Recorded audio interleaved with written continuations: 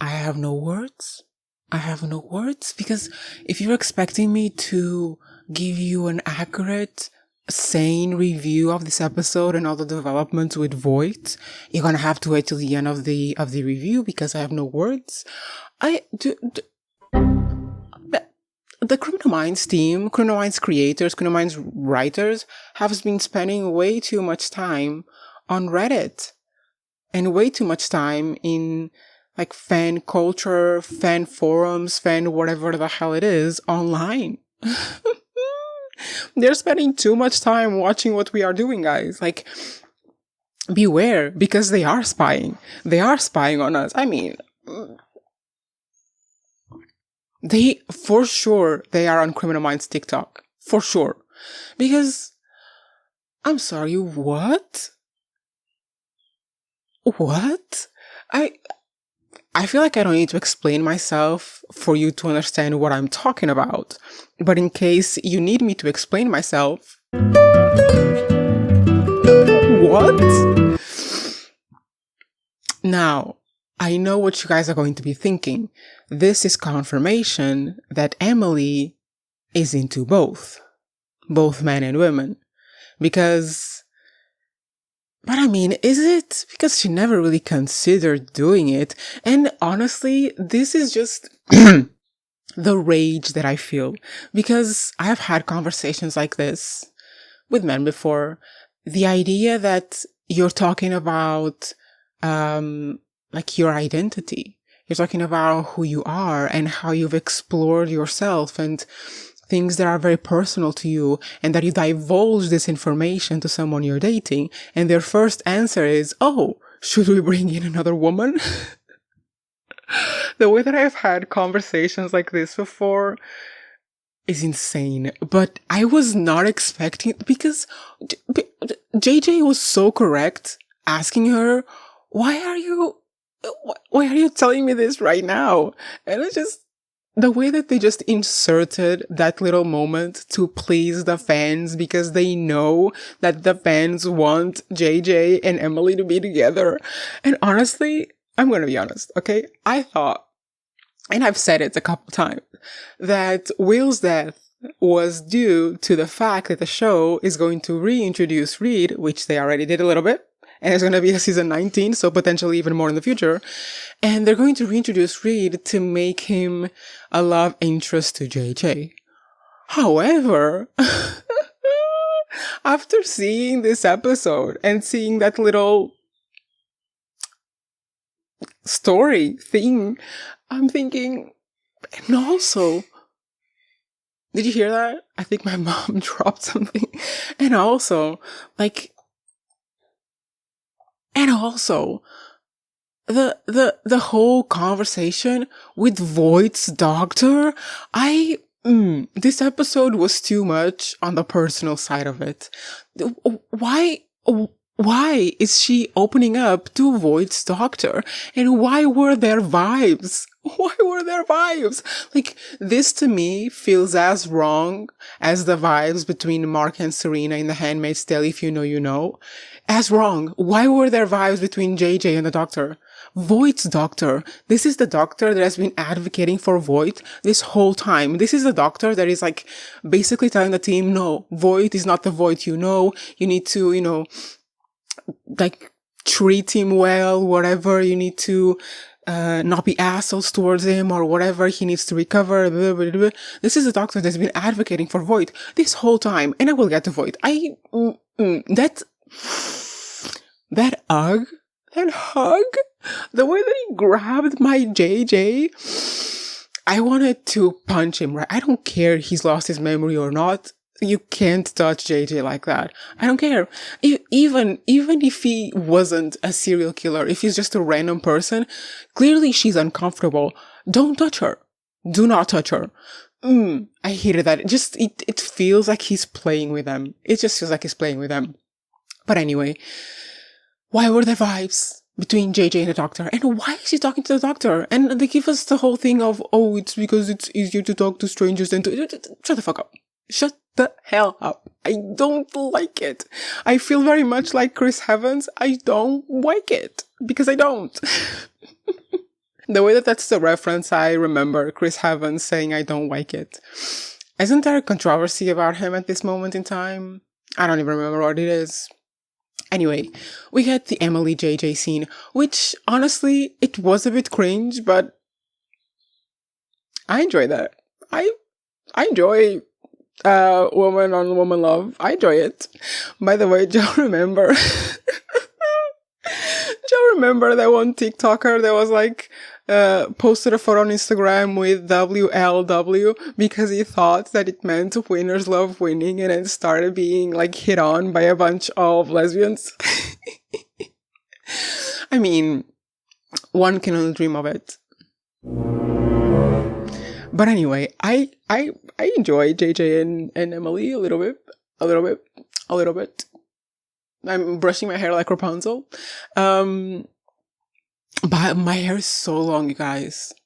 So long. Anyway, I enjoy Emily and JJ, even though that was like completely out of nowhere. And I feel like the show is paying so much attention to these like romantic like plot points. We have the potential for a throuple with Garcia, Tyler, and Luke, which if it happens, I will. And now we have this thing with Emily and JJ, which will turn into nothing. I feel like this show will be like Supernatural, hinting at things and then never doing anything.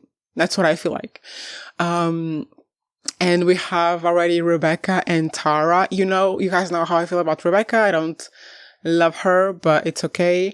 I actually thought she was going to be the one to die in this season, and then it was Will. We get Emily and JJ, and then we get JJ talking to this doctor, to Voigt's doctor. And first of all, I didn't enjoy the fact that we're having another rehash of something they've done before a couple of times, which is presenting us with an agent, like retelling the story of the case. We've had this a few times. Like we had it with the Emily stuff, and we had it with the Haley stuff, and I don't love it. I don't like it when they do it too many times. Like, it feels good in the moment when you're watching the episode. It feels good. It's like a good way to structure the story, but I don't love it. I don't love it because I feel like they're doing something they've already done before a few times, and I feel like they're just, instead of innovating, of creating some other way to tell the story, they are just going back and doing the same thing they've done before because it has worked before, and I don't like it. But yeah, JJ is retelling how they caught the family annihilator to Voigt's doctor, which I hate. I hate the idea that she's getting cozy with Voigt's doctor. Like, I don't trust this woman. I don't trust her. And honestly, the fact that they are building Voit, because at this point in the show, Voit is changed. At this point in the show, the perception of Voit has changed. Voit is now a changed person.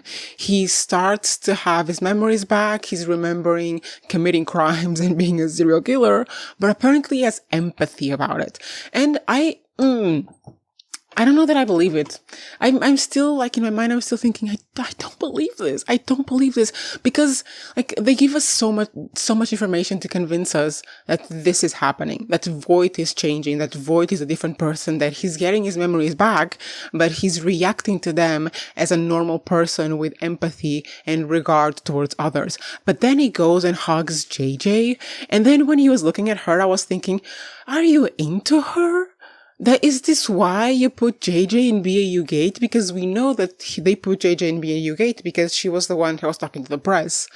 But I was seeing Voit and I was like, Voit, do you like her? What the hell? But my point is, even though they're trying to convince us full on that Voit does not have his memories, he's recovering them right now, and he is a different person, I don't believe it. And then he does stuff like hugging JJ, and I'm like, if you're such a good person, how can you not notice that she's uncomfortable? Voit, if you're such an empathetic person, how would you do that? Like, you just found out that you are a serial killer, that you've hurt so many women before, and you go and do so, like, how could you think that an agent, a woman agent, who has been dealing with your bullshit and the stuff that you do to other women for so long would be comfortable in hugging you? Where is the empathy about that, Voit? I still don't believe it. Like, I still don't believe it. I don't know what they're going to do by the end of this season. If this was my fear, right? And I was talking about this in the previous season. Like, if you watch my like long 2 hour long video of my reviews that I did back then that I had to re-upload without the reused content because copyright strikes and stuff, if you watch that horrible 2 hour video, you will know that I was afraid of this, that I was afraid that they were going to do some form of redemption arc for Voit to make him part of the team or like an advisor to the team or something like that. And I feel like they're doing it. And I don't want that. Like, I want Voit as a villain. Voit is a villain. Voit is the most prolific serial killer in history, and the fact that they're making him like this medical miracle that he like went into a coma and woke up a better person is sending me. Also, because there's never going to be a better antagonist for Evolution. Either they do because they're just going to have to keep upping the antics, right? They're just going to have to create an even worse serial killer. And I mean, there's no way they're going to do that. There's going to be a season 19 and Voit has to be the main villain again, because they're going to take down his network in this season, or potentially his network is going to win in this season and it carries on to the next season. It has to be Voit. It has to be him. So I don't understand why they're like gaslighting us into believing that Voit has changed, because he's Voit and now he's getting his memories back and he's learning about the things that he did. And like, we've seen it before. He can know when he regains a memory, he can know that he enjoyed that at the time. So he can he feels enjoyment in some of these memories. So how is that not going to trigger him into becoming a serial killer again? And now, like, because he's getting all these memories back and because he has empathy now, supposedly, because I still don't trust that goddamn doctor. And after what the session with JJ, I trust her even less. Like, JJ, if you want to get your freak on with a woman, literally pick anyone else. Go to Rebecca. I would even support that. Not her. But what was I saying? God damn it. Give me a second.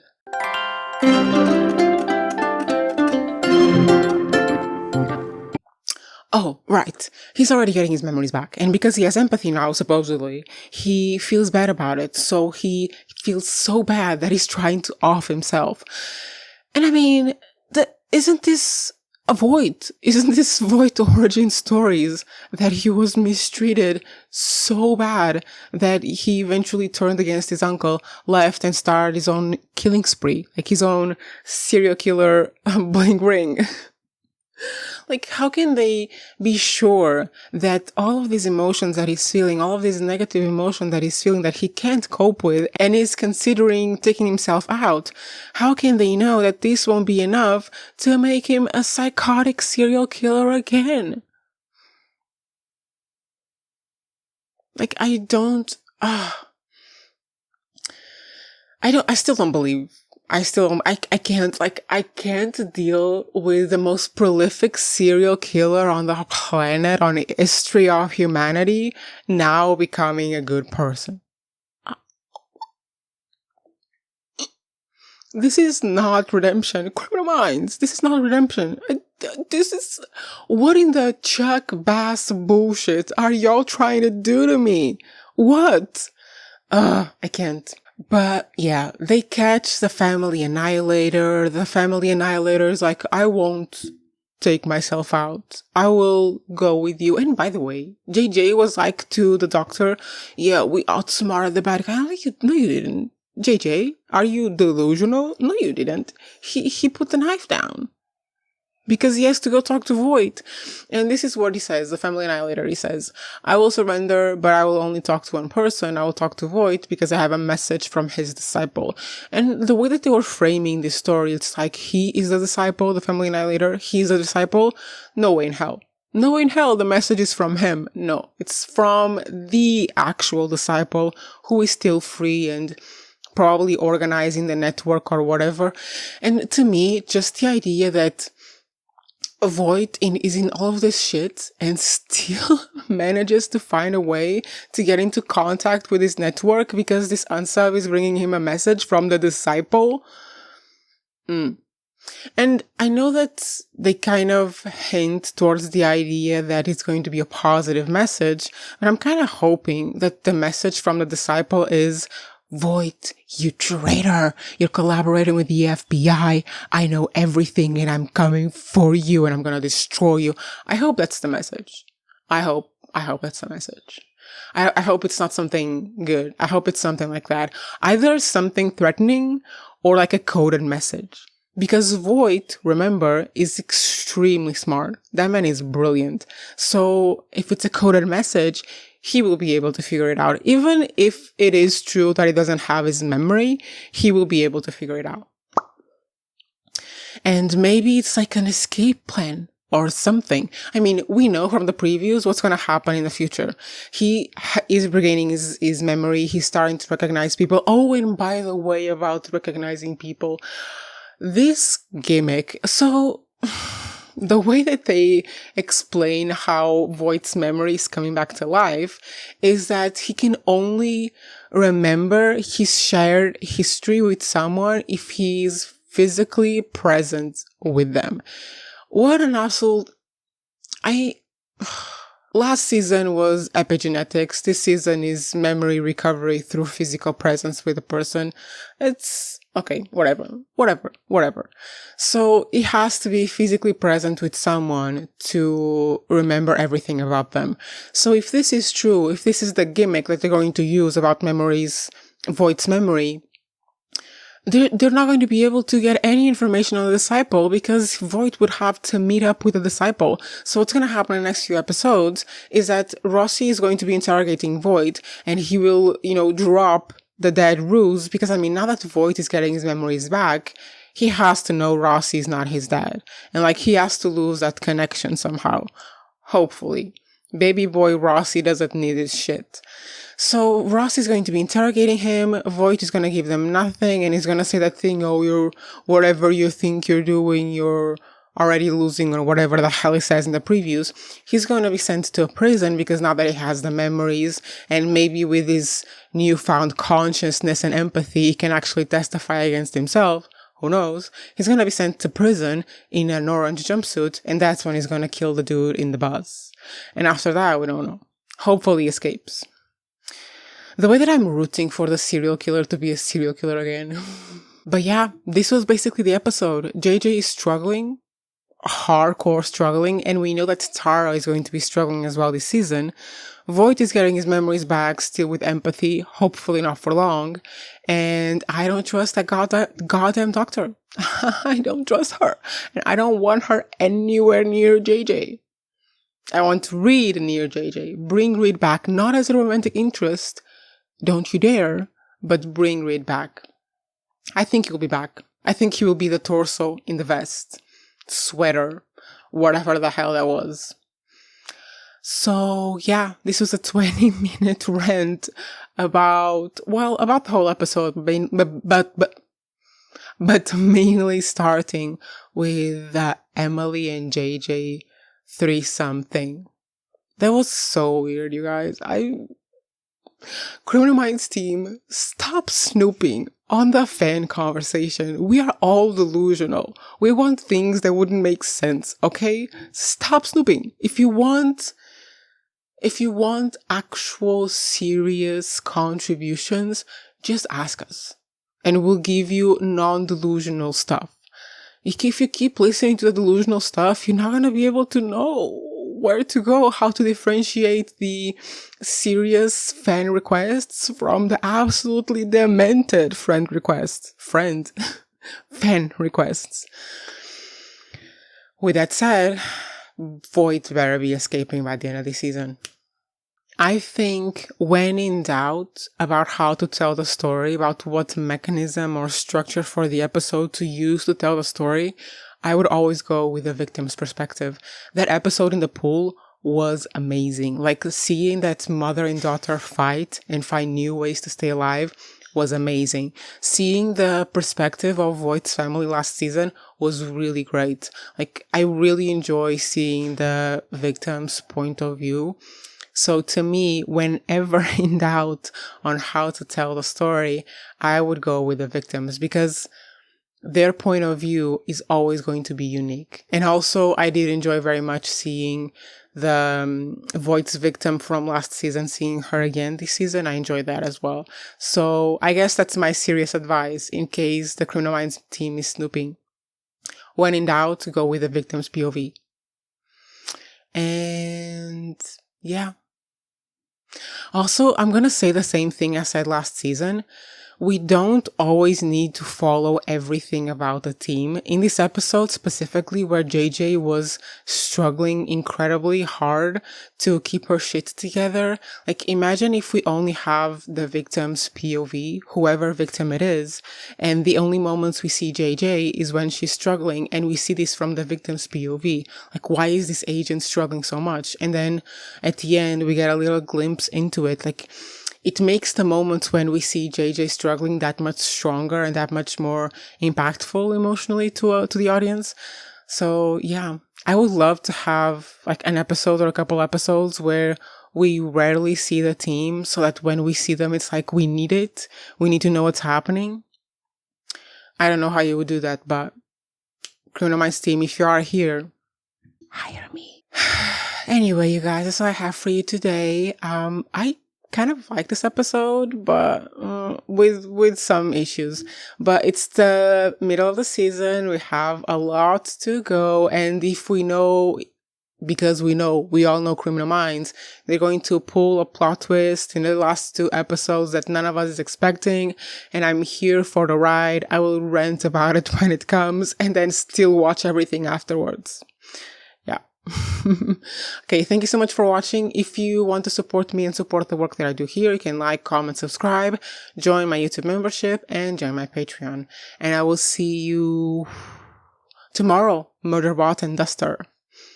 Bye, guys.